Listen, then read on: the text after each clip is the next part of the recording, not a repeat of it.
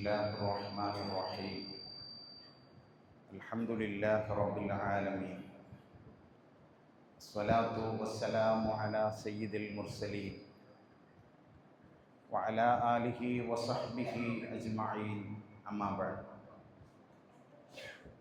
ബഹുമാന്യരായ സഹോദരന്മാരെ, പരിശുദ്ധ റമദാൻ ഷരീഫിലെ വളരെ അനുഗ്രഹീതരമായ ദിനരാത്രങ്ങളിലൂടെ നമ്മൾ കടന്നുപോയിക്കൊണ്ടിരിക്കുകയാണ്. മഗ്ഫിറത്തിൻ്റെ 10 നാളുകൾ വിശ്വാസികൾക്ക് വലിയ പ്രതീക്ഷ നൽകുന്ന ദിവസങ്ങളാണ്. പരിശുദ്ധമായ റമദാൻ ഷരീഫും അതേപോലെ മഗ്ഫിറത്തുമായി വലിയ ബന്ധമുള്ളതായി നമ്മൾക്ക് മനസ്സിലാക്കാൻ സാധിക്കും. പരിശുദ്ധ റമദാൻ ഷരീഫിനെ കണക്ട് ചെയ്തുകൊണ്ട് പുണ്യനബി സല്ലല്ലാഹു അലൈഹി വസല്ലമ തങ്ങൾ പറഞ്ഞിട്ടുള്ള വചനങ്ങൾ, അതിൽ മിക്കതും മഗ്ഫിറത്തുമായി ബന്ധപ്പെട്ടത് നമ്മൾക്ക് കാണാൻ കഴിയും. മൻ സ്വാമ റമദാന ഈമാനൻ വഹ്തിസാബ, വിശ്വാസത്തോടെയും പ്രതിഫലേച്ഛയോടും കൂടെ ആര് നോമ്പ് നോൽക്കുന്നുവോ, വ്രതമെടുക്കുന്നുവോ, അവരുടെ സർവപാപങ്ങളും പൊറുക്കപ്പെടുമെന്ന് ഹദീസിൽ നമ്മൾക്ക് കാണാൻ കഴിയും. അതേപോലെ തന്നെ മൻ ഖാമ റമദാന, ആരെങ്കിലും പരിശുദ്ധ റമദാനിൻ്റെ രാത്രിയുള്ള നിസ്കാരങ്ങളിൽ വിശ്വസിച്ചവരായും പ്രതിഫലം ആഗ്രഹിച്ചവരായും പങ്കുകൊള്ളുന്ന പക്ഷം അവരുടെയും ദോഷങ്ങൾ പൊറുക്കപ്പെടുമെന്ന്, മുൻകഴിഞ്ഞതും സർവപാപങ്ങളും പൊറുക്കപ്പെടുമെന്ന് ഹദീസിൽ നമ്മൾക്ക് കാണാൻ സാധിക്കും. അപ്പോൾ പ്രിയപ്പെട്ട സഹോദരന്മാരെ, മനുഷ്യർ എന്ന് പറയുന്നത് പലപ്പോഴും തെറ്റുകളിൽ അകപ്പെട്ടു പോകുന്നവരാണ് എന്ന് മാത്രമല്ല, മനുഷ്യ ശരീരം എപ്പോഴും മനുഷ്യരെ ശാരീരികമായ ഇച്ഛകളിലേക്ക് ക്ഷണിച്ചുകൊണ്ടിരിക്കും. അബദ്ധവശാൽ മനുഷ്യർ തെറ്റുകളിൽ ചെന്ന് ചാടും. എന്നാൽ ആ തെറ്റിലകപ്പെട്ടതിന് ശേഷം അവൻ്റെ നന്മ മനസ്സ് എപ്പോഴെങ്കിലും അവനോട് പറയും, വേണ്ടിയില്ലായിരുന്നു, ഞാനങ്ങനെ ചെയ്യരുതായിരുന്നു. ആ ഒരു കുറ്റബോധത്തിൽ നിന്നാണ് ഒരു മനുഷ്യൻ്റെ യഥാർത്ഥത്തിലുള്ള നന്മയിലേക്കുള്ള ചുവടുവെപ്പ് നടക്കേണ്ടത്. പുണ്യനബി സല്ലല്ലാഹു അലൈഹി വസല്ലമ തങ്ങൾ പറഞ്ഞു, മനുഷ്യർ പാപത്തിൽ ചെന്ന് ചാടുക തന്നെ ചെയ്യും. എന്നാൽ ആ പാപം ചെയ്യുന്നവരിൽ ഏറ്റവും ഉത്തമന്മാർ, മനുഷ്യരിൽ ഏറ്റവും ഖൈറായവർ അത്തവ്വാബൂൻ, ആ പാപങ്ങളിൽ നിന്ന് ഖേദിച്ച് മടങ്ങി തൗബ ചെയ്യുന്ന ആളുകളാകുന്നു. നമ്മളും ഈ പരിശുദ്ധമായ റമദാൻ ഷരീഫിലെ പാപങ്ങൾ കഴുകിക്കളയാനുള്ള അവസരങ്ങൾ ഉപയോഗപ്പെടുത്തുക. അള്ളാഹു അവനെ പരിചയപ്പെടുത്തുന്ന പല ഭാഗങ്ങളും പരിശുദ്ധ ഖുർആനിൽ നമ്മൾക്ക് കാണാം. അവിടെയൊക്കെയും ഏറെ ദോഷം പൊറുക്കുന്നവനായിട്ടാണ് അള്ളാഹു അവനെ പരിചയപ്പെടുത്തുന്നത്. ആരാണ് പടച്ചവൻ? വഇന്നീ ലഗഫാറുൻ ലിമൻ താബ വആമന വഅമില സ്വാലിഹാ, നിശ്ചയം അവൻ തൗബ ചെയ്യുന്നവർക്ക്. ഗഫാർ എന്ന പദത്തിനർത്ഥം അറബി വ്യാകരണം പഠിച്ചവർക്കറിയാം, സാധാരണ അർത്ഥമല്ല അതിന്. വലിയ അർത്ഥവ്യാപ്തിയുള്ള ഒരു പദമാണ് ഗഫാർ എന്ന് പറയുന്നത്. വല്ലാതെ പുറത്തു കൊടുക്കുന്നവനാണ് ലിമൻ താബ്, അവനോട് തൗബ ചെയ്യുന്നവർക്ക് അള്ളാഹു വല്ലാതെ പുറത്തു കൊടുക്കുന്നവനാണ്. ഒരിടത്ത് ഗഫാർ എന്ന് പ്രയോഗിക്കുമ്പോൾ മറ്റു പല സ്ഥലങ്ങളിലും പടച്ചതമ്പുരാൻ വസ്തഗ്ഫിരില്ലാഹ് ഇന്നല്ലാഹ കാന ഗഫൂറർ റഹീമ, ഗഫാർ, ഗഫൂർ എന്നിങ്ങനെയുള്ള പദങ്ങൾ കൊണ്ടാണ് അള്ളാഹു തൻ്റെ പാപമോചനത്തെ അടയാളപ്പെടുത്തുന്നത്. അവൻ ഒരേ സമയം ഗഫാറാണ്, അവൻ ഗഫൂറാണ്, വല്ലാതെ പാപം പുറത്തു കൊടുക്കുന്നവനാണ്. ഈ അവസരം നമ്മൾക്ക് നഷ്ടമാവരുത്. നാം ചെയ്യുന്ന സർവ പാപങ്ങളും കഴുകിക്കളയാനുള്ള അസുലഭ മുഹൂർത്തമായി പരിശുദ്ധ റമദാൻ ഷരീഫിനെ നമ്മൾ കാണണം. മനുഷ്യർ തെറ്റുകളിൽ നിന്ന് എങ്ങനെയാണ് പാപമുക്തരാവേണ്ടത്? മഹാന്മാരായ പണ്ഡിതന്മാർ അതിന് 3-4 നിബന്ധനകൾ പറഞ്ഞു തന്നിട്ടുണ്ട്. നമ്മൾ ഏതെങ്കിലും ഒരു സദസ്സിൽ ഒരുമിച്ച് കൂടി ആരോ ചൊല്ലിത്തൊരുന്നത് ഇങ്ങനെ ഏറ്റുപറയുന്ന ആ ഒരു രീതിയല്ല അത്. സത്യത്തിൽ അങ്ങനെ ഏറ്റുചൊല്ലുന്നതിൽ നന്മയില്ല എന്നൊന്നുമല്ല ഈ പറഞ്ഞതിനർത്ഥം. ആ ഏറ്റുചൊല്ലുന്നതിലപ്പുറം ഒരു മനുഷ്യനിൽ ഉണ്ടാവേണ്ട 4 നിബന്ധനകളുണ്ട്. മഹാന്മാർ പഠിപ്പിക്കുന്ന ഒന്ന്, തെറ്റിൽ നിന്ന് വിട്ടുനിൽക്കുന്നവരായി ഒരാൾ മാറുമ്പോഴാണ് അയാൾ തൗബ ചെയ്യാൻ പാകപ്പെട്ട മനസ്സിന്റെ ഉടമയായി മാറുന്നത്. തെറ്റുകളിൽ നിന്ന് വിട്ടുനിൽക്കാൻ കഴിയണം. 2, ചെയ്തു പോയതിൻ്റെ മേൽ ഒരു ഖേദം, ഒരു ഉൾവിളി മനുഷ്യനുണ്ടാവണം. അതാണ് ഞാൻ നേരത്തെ പറഞ്ഞത്, വേണ്ടിയില്ലായിരുന്നു, അങ്ങനെ ചെയ്യരുതായിരുന്നു, ഞാൻ അങ്ങനെ ചെയ്യേണ്ടവനല്ലായിരുന്നു എന്ന ഒരു ബോധം മനുഷ്യന്റെ ഉള്ളിൽ നിന്ന് പുറത്തേക്ക് വരണം. അതാണ് തൗബയുടെ ഏറ്റവും വലിയ അടിസ്ഥാനം എന്ന് പറയുന്നത്. 3, അള്ളാഹുവിന്റെ മുന്നിൽ ഒരു മനുഷ്യന്റെ ദൃഢനിശ്ചയമാണ്, റബ്ബേ, ജീവിതത്തിൽ ഒരിക്കൽ എന്നിൽ നിന്ന് സംഭവിച്ചു പോയി, ഇനി ഒരിക്കലും എൻ്റെ ജീവിതത്തിൽ അങ്ങനെ ഒന്നുണ്ടാവില്ല എന്ന ഒരു ഉറച്ച തീരുമാനം. ആ തീരുമാനമാണ് ഒരു മനുഷ്യന്റെ തൗബയുടെ അടിസ്ഥാനം എന്ന് പറയുന്നത്. 4-മതായി, അവിടെയാണ് വളരെ ഗൗരവത്തിൽ നമ്മൾ അടിവരയിടേണ്ടത്. ഒരു മനുഷ്യൻ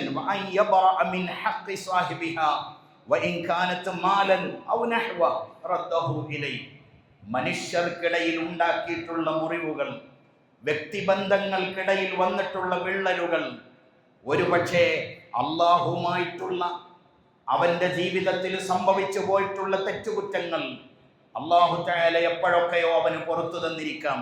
എന്നാൽ മനുഷ്യർക്കിടയിൽ ഒരാൾ ഉണ്ടാക്കി വെച്ചിട്ടുള്ള വിള്ളലുകളും മുറിവുകളും, ആ മുറിവുകൾ ഉണങ്ങാൻ വളരെ പ്രയാസമാണ്. ആ മുറിവുകൾ ഉണങ്ങാനുള്ള പോംവഴി ആരെയാണോ താൻ മനസ്സാ വാച കർമ്മണ വേദനിപ്പിച്ചിട്ടുള്ളത് അവരുടെ പക്കൽ നിന്നത് പൊരുത്തപ്പെടിക്കലും കൊടുത്തു വീട്ടാനുള്ളത് കൊടുത്തു വീട്ടലും തന്നെയാണ്. അല്ലാതെ എത്ര കാലത്തോളവും അവർ അള്ളാഹുവിലേക്ക് കൈ ഉയർത്തിയിട്ട് കാര്യമില്ല.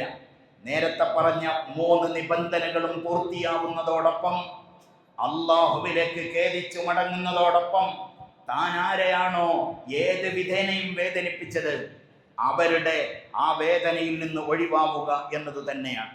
ഞാൻ എൻ്റെ പ്രിയപ്പെട്ടവരോട് പറയുന്നത്, നമ്മളുടെ മനസ്സിൻ്റെ ഉള്ളിൽ നിന്നൊരു ഖേദം ഉടലെടുക്കുക എന്നതാണ് തൗബയുടെ ഏറ്റവും പ്രധാനപ്പെട്ട ഘടകം. ഇന്നത്തെ ഖുതുബയിലുടനീളം നമ്മൾ പറയാൻ ശ്രമിക്കുന്നത് ആ ഒരു ഖേദത്തെക്കുറിച്ചും തൗബയുടെ പ്രത്യേകതയെക്കുറിച്ചുമാണ്.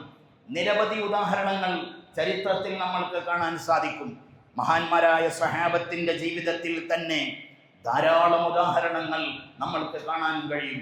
ഒരു മനുഷ്യന് തെറ്റ് സംഭവിച്ചു പോകുമ്പോൾ ആ തെറ്റിൽ നിന്നൊരു മനുഷ്യന് ഉടലെടുക്കുന്ന ഖേദം, ഇന്നും മദീനത്തെ പള്ളിയിൽ ചെന്നാൽ മാ ബൈന ബൈത്തി വ മിംബരി റൗളത്തും മിൻ റിയാദിൽ ജന്ന എന്ന് പറഞ്ഞ അനുഗ്രഹീതമായ സ്ഥലമുണ്ട്.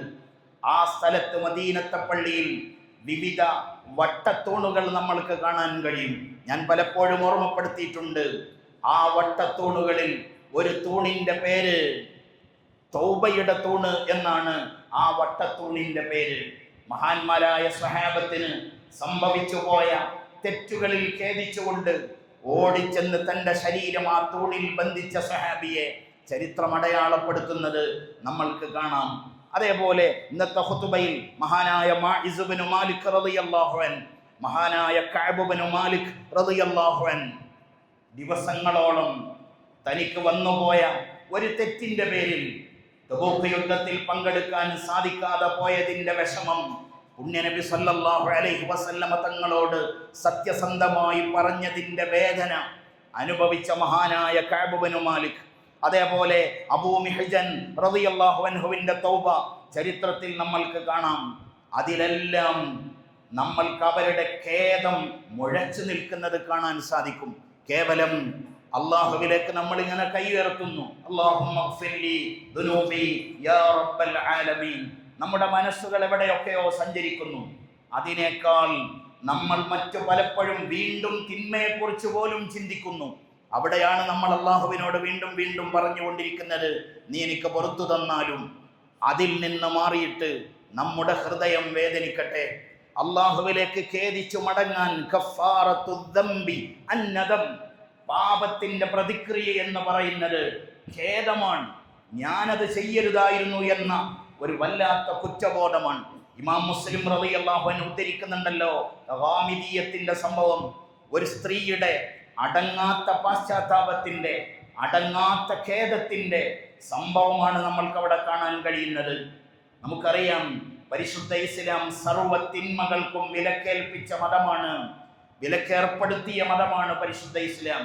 അതിൽ ഗുരുതരമായ തിന്മയാണ് വ്യഭിചാരം എന്ന് പറയുന്നത്. വിവാഹിതനായ ഒരാണോ ഒരു പെണ്ണോ വ്യഭിചാരത്തിൽ ഏർപ്പെടുമ്പോൾ പരിശുദ്ധ ഇസ്ലാമിന്റെ നിയമമനുസരിച്ചുകൊണ്ട് മരണം സംഭവിക്കുന്നത് വരെ മിതമായ വലിപ്പത്തിലുള്ള കല്ലുകൊണ്ട് അവരെ എറിഞ്ഞു കൊല്ലണം എന്നതാണ് ഇസ്ലാമിക കോടതിക്ക് വിധിക്കാനുള്ള വിധി എന്ന് പറയുന്നത്. വിവാഹിതരാണെങ്കിൽ ഇതാണ് ശിക്ഷ. എന്നാൽ അവിവാഹിതരാകുമ്പോൾ അത്ര ഗൗരവം വരില്ല, എന്നാലും അവർക്ക് കടുത്ത ശിക്ഷ പരിശുദ്ധ ഇസ്ലാം പറയുന്നുണ്ട്. ഈ സഹോദരി പുണ്യനബി സല്ലല്ലാഹു അലൈഹി വസല്ലമ തങ്ങളുടെ അടുത്ത് കൊണ്ടുവന്ന് പറയുകയാണ്, വിവാഹിതയാണ് ഗാമിദിയത്ത്. യാ റസൂലല്ലാഹ് ഇന്നി ഖദ് സനൈതു ഫതഹിർനി. കുറ്റബോധത്തിന്റെ അങ്ങേയറ്റമാണത്. ആ മഹദിക്കറിയാം ഞാനിത് പറഞ്ഞാൽ ഉണ്ടാവുന്ന പ്രത്യാഘാതം എന്താണെന്ന് ആ മഹദിക്കറിയാം. അതറിഞ്ഞുകൊണ്ട് തന്നെ വന്ന് പറയുകയാണ്, പ്രവാചകരെ, ഞാൻ വ്യഭിചരിച്ചു പോയിട്ടുണ്ട്, എന്നെ ഒന്ന് ശുദ്ധീകരിച്ചു തന്നാലും. പുണ്യനബി സല്ലല്ലാഹു അലൈഹി വസല്ലമ വഇന്നഹു റദ്ദഹ, അവളെ മടക്കി അയക്കുകയാണ്. സ്വബോധത്തോടെ പറഞ്ഞതാണോ? അവൾക്ക് മാനസികമായ വല്ല വൈകല്യവും ഉണ്ടായോ? മറ്റെന്തെങ്കിലും വിഷയം കൊണ്ട് പറഞ്ഞു പോയതാണോ? മരണം ആഗ്രഹിച്ചു പോയോ? വല്ല വിധേനയും അവിടുന്ന് ആ സഹോദരിയെ മടക്കി അയക്കുന്നു. അടുത്ത ദിവസവും ആ സഹോദരി വരുന്നു. രണ്ടാമത്തെ ദിവസവും വന്നിട്ട് ആവർത്തിക്കുന്നു, ഞാൻ വ്യഭിചരിച്ചിട്ടുണ്ട്, എൻ്റെ ശരീരം ശുദ്ധീകരിക്കണം. എന്നിട്ട് അവിടത്തോട് ചോദിക്കുന്നു, നബിയെ ലിമ തറുത്തുനി, അങ്ങെന്തിനാണ് എന്നെ മടക്കുന്നത്, അങ്ങെന്തിനാണ് എന്നെ മടക്കി വിടുന്നത് എന്ന് മാത്രമല്ല, ലഅല്ലക അൻ തറുത്തനി കമാ റദത്ത മാഇസ, മാഇസ് ഇബ്നു മാലിക്കിനെ മടക്കിയതുപോലെ ഒരുപാട് തവണ എന്നെ തങ്ങൾ മടക്കുകയാണോ? എന്നാൽ ഒരു കാര്യവും കൂടെ ഞാൻ പറയാം, മാഇസ് ഇബ്നു മാലിക് ആരോപിച്ച കുറ്റത്തെക്കാൾ ക്ലിയറാണ് എൻ്റെ വിഷയം. കാരണം ഫവല്ലാഹി ഇന്നി ലഹുബുല, അല്ലാഹുവാണ് സത്യം നബിയെ, ഞാൻ ഗർഭിണിയാണ് നബിയെ. ഇതിലപ്പുറം എന്ത് തെളിവാണ് എൻ്റെ തങ്ങളോട് ഞാൻ പറയേണ്ടത്? അങ്ങന്റെ മേൽ ശിക്ഷ നടപ്പാക്കണം, എന്നെ ശുദ്ധീകരിക്കണം. അപ്പോഴും പുണ്യനബി സല്ലല്ലാഹു അലൈഹി വസല്ലമ തങ്ങൾ പറഞ്ഞു, ഫദ്ഹബി, നീ പൊയ്ക്കോളൂ, ഹത്താ തലിദി, നീ പ്രസവിക്കട്ടെ, നീ പ്രസവിക്കട്ടെ, നമുക്ക് ആലോചിക്കാം. പക്ഷെ അവിടെയും ആ സഹോദരി പോയിട്ട് അള്ളാഹുവിനോട് ഖേദിച്ചു മടങ്ങി. ഒരുപക്ഷെ പടച്ച റബ്ബിൽ കൈ ഉയർത്തിയിട്ട് തൗബ ചെയ്തിരുന്നാൽ അള്ളാഹു അത് സ്വീകരിക്കുമായിരുന്നു, ഈ ശിക്ഷ തന്നെ ഏൽക്കേണ്ടി വരുമായിരുന്നില്ല. പക്ഷേ തൻ്റെ കുറ്റബോധം ആ സഹോദരിയെ വീണ്ടും കൊണ്ടുവരികയാണ് പ്രവാചക സന്നിധിയിലേക്ക്. ഫലമ്മാ വലദത്ത്, താൻ പ്രസവിച്ചപ്പോ ഒരു തുണിയിൽ,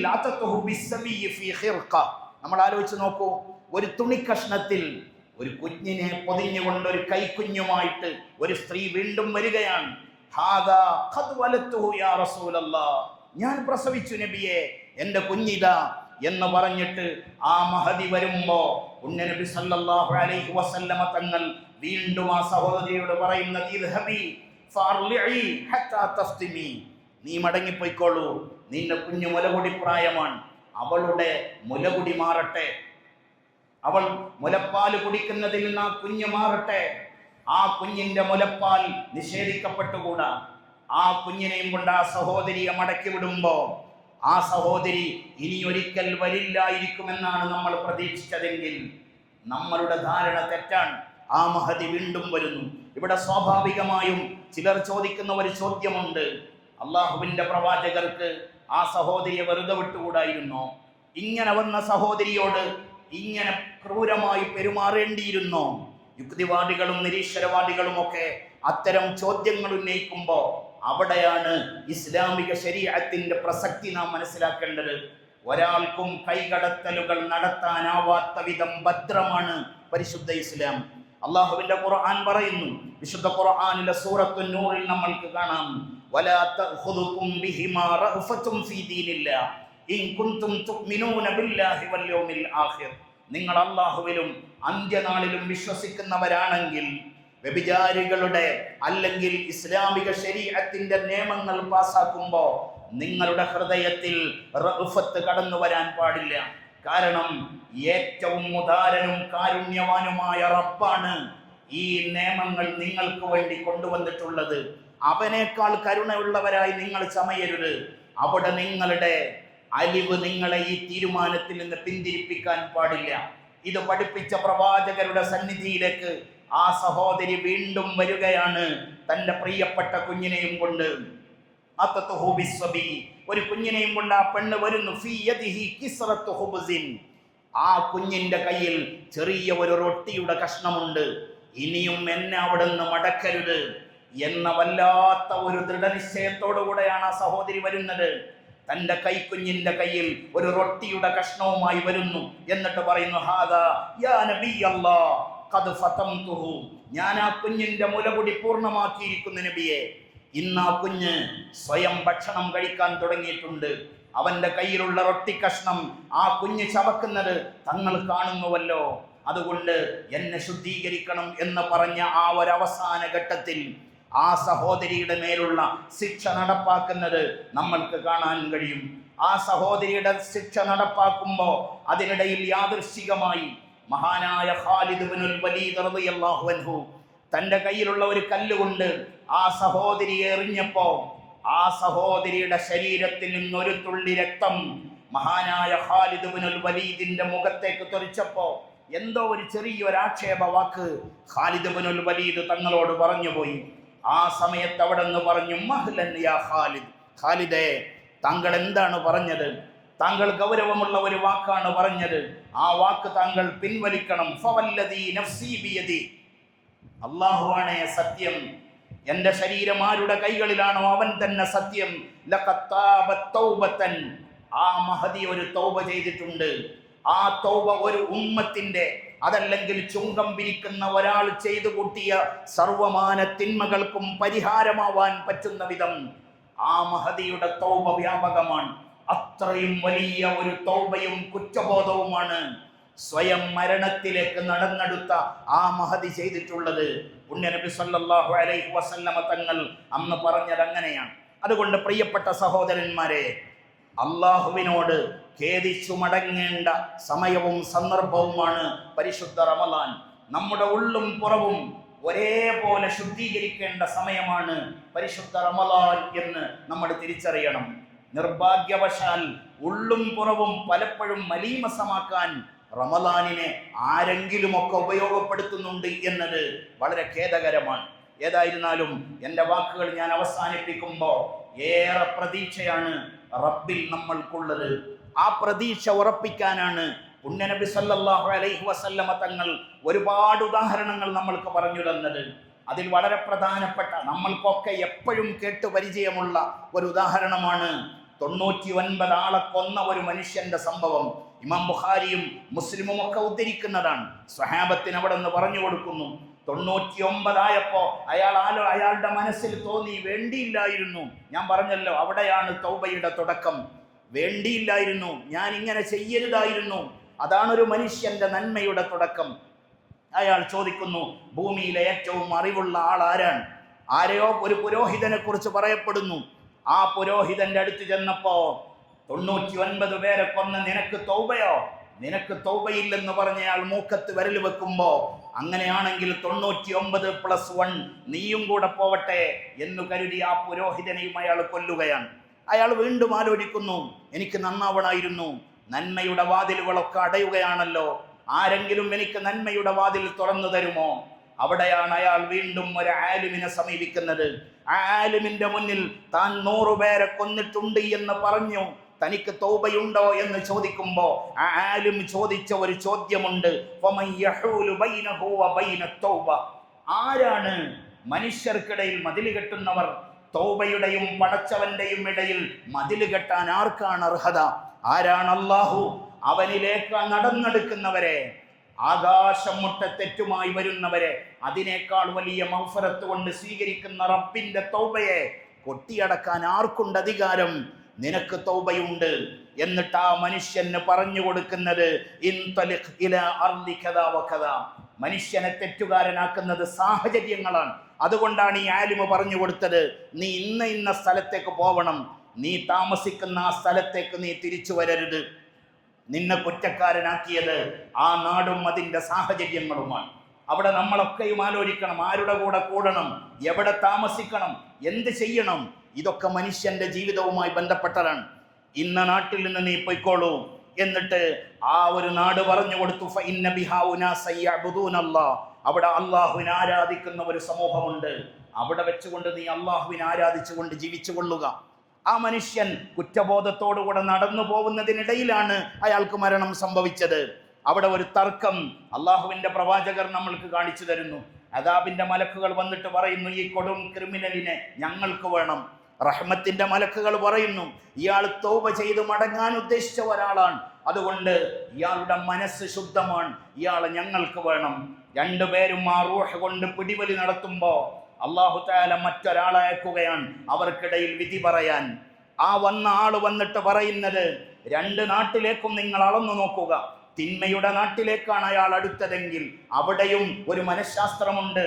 തിന്മയോട് എത്ര അകലുന്നുവോ, തിന്മയുടെ കൂട്ടുകെട്ടുമായി എത്ര അകലുന്നുവോ അത്രയും നമ്മൾ അള്ളാഹുവിലേക്ക് അടുക്കുമെന്ന ഒരു മനഃശാസ്ത്രമുണ്ട്. അവിടെ അളന്നു നോക്കിയപ്പോ ഒരിത്തിരി കൂടുതലുള്ളത് നന്മയുടെ നാട്ടിലേക്കാണ്. ആ മനുഷ്യന്റെ റൂഹിനെയും കൊണ്ട് റഹ്മത്തിന്റെ മലക്കുകൾ പറന്നകലുമ്പോ പ്രതീക്ഷ അകലെയല്ലെന്ന് നമ്മൾ മനസ്സിലാക്കണം. അള്ളാഹു നമ്മളെ കൈവിടില്ല, അവൻ നമ്മളെ കൈവിടാനാവില്ല, അവൻ ഗഫാറും ഗഫൂറുമാണ്. പക്ഷെ ആ ഒരു ബോധത്തിലേക്കുള്ള തിരിഞ്ഞു നടത്തം നമ്മൾക്കുണ്ടാവണമെന്ന് മാത്രം. അള്ളാഹു നമ്മൾക്ക് തൗഫീക്ക് നൽകട്ടെ. എൻ്റെ വാക്കുകൾ ഞാൻ അവസാനിപ്പിക്കുകയാണ്. 2-3